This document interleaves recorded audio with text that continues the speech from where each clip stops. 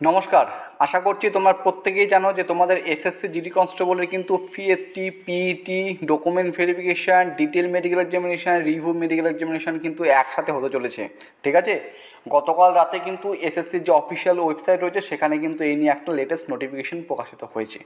তো আজকের ভিডিওটি তোমাদের জন্য মোস্ট ইম্পর্টেন্ট। ঠিক আছে, আজকের যে ভিডিওটি তোমাদের সামনে নিয়ে আসছি সেটা হচ্ছে এসএসসি জিডি কনস্টেবলের উচ্চতা অনুসারে ওজন কত লাগবে। ঠিক আছে, মোস্ট ইম্পর্টেন্ট। দেখো, এখন থেকেই তোমরা প্রিপারেশনটা শুরু করে দাও। ঠিক আছে, তোমরা প্রত্যেকে জানো যে তোমাদের ফিজিক্যাল কিন্তু খুব শিগগিরই শুরু হতে চলেছে এবং সময় কিন্তু পাবে না।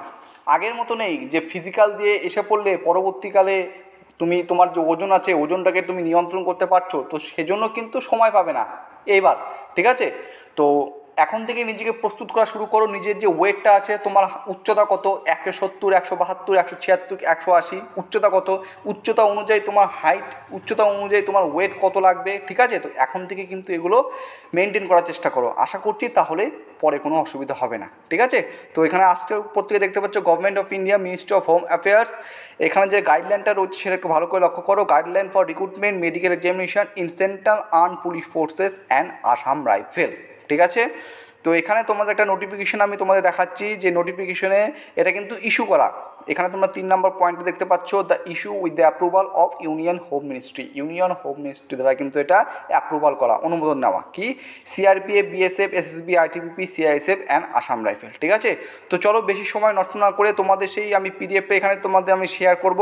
পিডিএফটা শেয়ার করার পাশাপাশি তোমাদের এটাও বলবো যে এটা নোটিফিকেশন তোমরা কোথায় পাবে। প্রত্যেকের টেলিগ্রাম চ্যানেলে যুক্ত হয়ে যাও। আমি টেলিগ্রাম চ্যানেলে কিন্তু এর আপডেটটা, অফিসিয়াল পিডিএফ কিংবা এর স্ক্রিনশটটা কিন্তু তোমাদের সেখানে আমি শেয়ার করে দেবো। ঠিক আছে, তো এখানে তোমরা দেখতে পাচ্ছ male average body weight in kilogram for different age group and height. এখানে এদিকে রয়েছে হাইট ইন সেন্টিমিটার, এখানে রয়েছে এজ ইন ইয়ার্স, অর্থাৎ প্রত্যেকটা এজ গ্রুপের জন্য আলাদা আলাদা করে কিন্তু ওজন।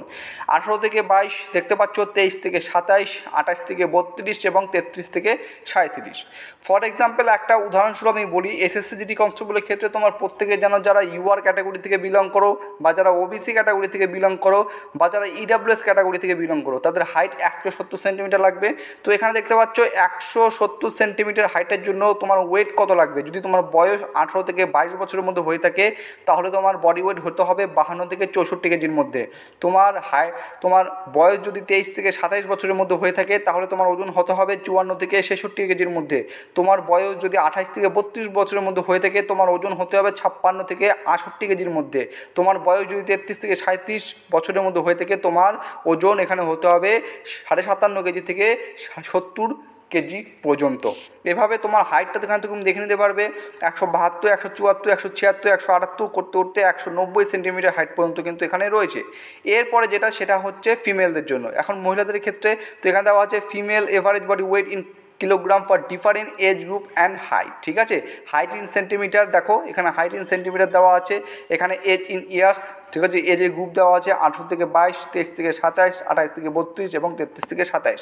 তো তোমাদের আমি প্রত্যেককে বলছি যারা এই ভিডিও দেখছো, ঠিক আছে, যারা এখন বর্তমানে ফিজিক্যাল, ঠিক আছে, ফিজিক্যাল এফিসিয়েন্সি টেস্ট যেটা তোমাদের হয় হচ্ছে 5 কিলোমিটার রানিং হবে, 24 মিনিটে কমপ্লিট করতে হবে, যারা বর্তমানে প্রসেসের মধ্য দিয়ে চলছো, দেখো তোমরা যদি রেগুলার যদি প্র্যাকটিস করো তো দেখবে 5 কিলোমিটার তো, এবং সকালে বিকালে দুবেলা যদি রান করো তাহলে কি হয়ে থাকে, অনেক সময় কি হয় ওয়েটটা কিন্তু অনেকটা কমে যায়। আমি মনে করব ওভার ওয়েট এসএসসি জিডি কনস্টেবলের ক্ষেত্রে অনেকটা কম পাওয়া যাবে। ঠিক আছে, অনেকটা কম হয়ে থাকে ওভারের এ পার্সেন্টেজ খুবই কম, কারণ যারা এখানে ফিজিক্যালের জন্য নিজেকে তৈরি করছে 5 কিলোমিটার রানিং, প্রচুর পরিমাণে সকালে এক্সারসাইজ করতে হচ্ছে, সেক্ষেত্রে ওজনটা কিন্তু তোমাদের আশা করছি প্রত্যেকেরই নিয়ন্ত্রণ থাকবে। কিন্তু ওজনটা যেন প্রয়োজনীয় তুলনায় একদম কম না হয়ে যায় সেটাও কিন্তু তোমাকে অবশ্যই দেখতে হবে।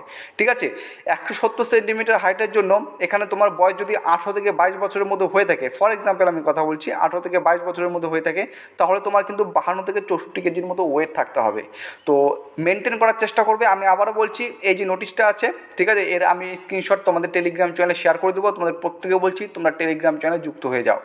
একটা হিউজ পরিমাণ সুযোগ কিন্তু তোমাদের কাছে এবার রয়েছে। তোমার প্রত্যেকে যেন এবার কিন্তু তোমরা খুব একটা বেশি সময় পাবে না মেডিকেলের ক্ষেত্রে, ঠিক আছে? তোমাদের যখন ফিজিক্যাল তোমরা কমপ্লিট করবে, কন্ডাক্ট যখন পাস করবে, তারপর তোমাদের কিন্তু ডিভি, ডিএমই অথবা আর্মি হবে। সেক্ষেত্রে আশা করছি খুব বেশি একটা সময় পাবে না।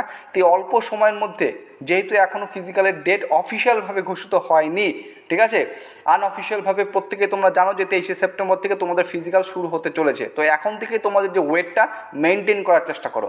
আশা করছি অনেকটা দিন রয়েছে, এমন না যে 23 তারিখে তো ফিজিক্যাল শুরু মানে তোমার 23 তারিখ পড়বে, তোমার পরবর্তীকালে পড়তে পারে, আরও 1 সপ্তাহ 10 দিন পরে পড়তে পারে। তো হাতে তোমার অনেকটা সময় রয়েছে, সময় নিয়ে থাকো এবং ওয়েটটা, ঠিক আছে, মেজারমেন্ট করবে, পরিমাপ করবে 10 দিন পর পর, ঠিক আছে, বা 12 দিন পর পর, 1 সপ্তাহ পর পর দেখবে ঠিক আছে না। কারণ তোমাকে প্রত্যেক দিন এখানে তোমাকে রানিং করতে হচ্ছে, রানিং করার আগে তোমাকে ওয়ার্ম আপ করতে হচ্ছে, এক্সারসাইজ করতে হচ্ছে, রানিং করার পরেও তোমাকে এক্সারসাইজ করতে হচ্ছে, এবং যে ডায়েটটা সেটাও কিন্তু তোমাকে ভালো করে খেতে হচ্ছে, ঠিক আছে? তো সেই সমস্তভাবে তোমাদের ওয়েটটা কত, তোমার হাইটটা প্রথমে পরিমাপ করবে, 171, 172, 174 কত হাইট, সেই অনুসারে তোমার ওয়েট কত, সেই অনুসারে তুমি কি নিজেকে তৈরি করতে থাকো। তো বেস্ট, অল দ্য বেস্ট তোমাদের প্রত্যেককে আমি প্রত্যেককে জানাচ্ছি, যারা এসএসসি জিডি কনস্টেবল, যারা অ্যাসপিরেন্ট, যারা এই ইউটিউব চ্যানেল দেখছো, তাদের প্রত্যেকে আমি অল দ্য বেস্ট জানাচ্ছি।